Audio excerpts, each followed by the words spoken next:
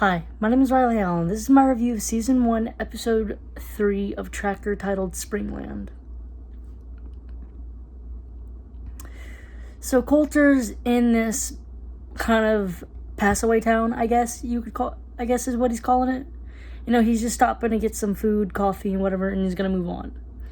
As there's a missing car for like up for $20,000, which I'm assuming is a very expensive car, because like, what the hell? And Teddy and Velma are warning him that someone else is closing in on it. I'm guessing a rival of his. I can't remember the name, but maybe we're gonna see him again. Maybe we're gonna see him. I don't know. But the thing is, he notices there's a missing poster of a girl and it's 5,000. And Coulter to me is someone who would put a missing person, no matter what monetary value is slapped on it, over any possession. I'm of the firm opinion, if it said 1,000, he'd have still probably looked for it. Hell, he'd probably look for it for $1. He'd probably look for the girl for $1. Just that it's 5,000 is very good for him.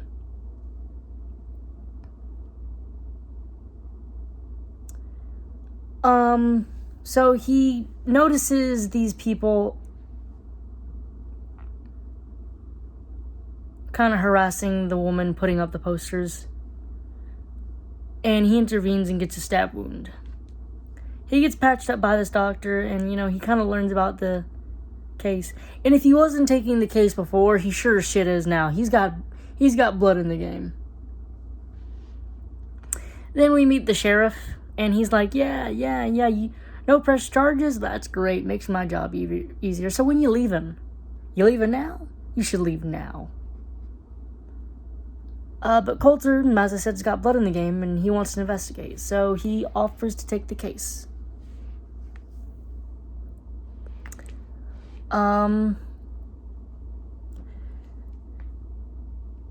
He goes to where she was, her sister, Mia, the girl, was last staying.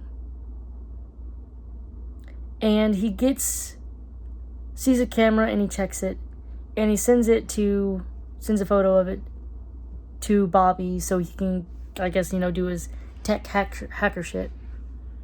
Meanwhile, he has a confrontation with the guy who stabbed him and gets information that while yes, Mia had a van, she didn't really stay in it that often.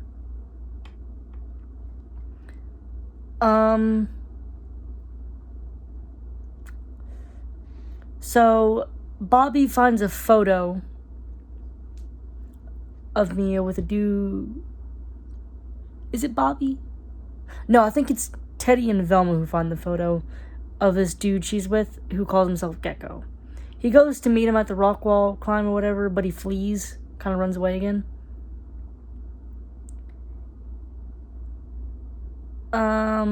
I think it's Bobby who finds his name out, though. That it's Matt Winslow. So these Winslows are these people who basically own the town. They own the sheriff and shit and everything. So he goes to visit the house, and Matt tries to flee, but Coulter's like, nah, we're not doing that today. That's not what we're doing right now. And he basically gets information that they were dating, and she just kind of up and left, leaving a note. Velma and Teddy find out information about the Winslows. They've been sued. They're known for suing, but the only time they got sued, the man spontaneously died. Huh. I don't even know. They also found out that they had to disclose who the witnesses for the getting sued was, and one of them was Mia. Uh-oh, that's not good. They end up sending Renee in to get the court documents for everything. So, and I still don't like Renee. She's a bit more likable in this episode than she was in the last one, but, yeah.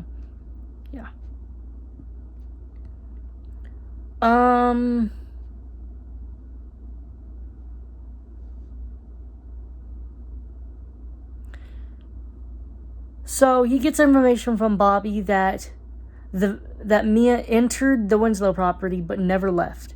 So he and Mia's sister go in and find the van, but they get shot at. They end up escaping, and Coulter leads the sheriff back to where it was, but the van was moved. Of course, Coulter knows about the camera, so he calls up Bobby and is like, hey, figure out what happened to that van, yeah? So he and Renee go confront Matt, as they realize, he knows a bit more. And they find out from him that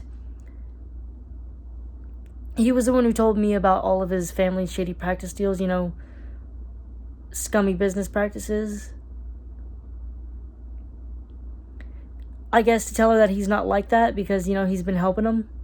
So I guess, to tell her that, hey, I'm a scumbag, but I got a line I drew in the sand, and the line drawn in the sand is murder.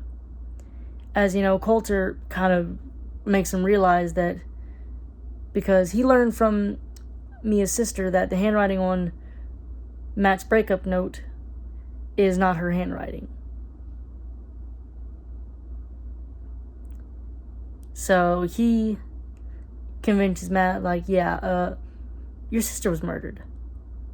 And it shows a picture of his parents, bodyguard or whatever, driving Mia's van away.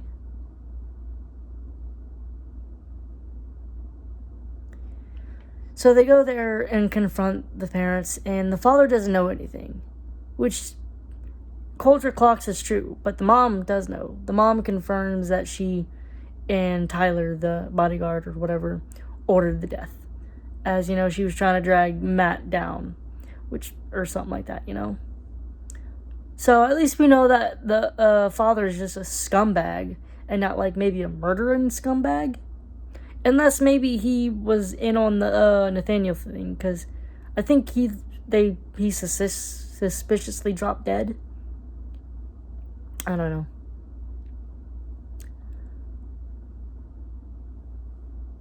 So they find the van again, and they find her body. So case closed. Coulter gets his money, and he leaves. He has a conversation with Renee where she reveals that someone of unknown number has been calling him. And Coulter reveals that that's his brother Russell, who he hasn't seen in 20 years since he killed their father. I'm assuming this episode was to help set up maybe Coulter giving in and talking to his brother.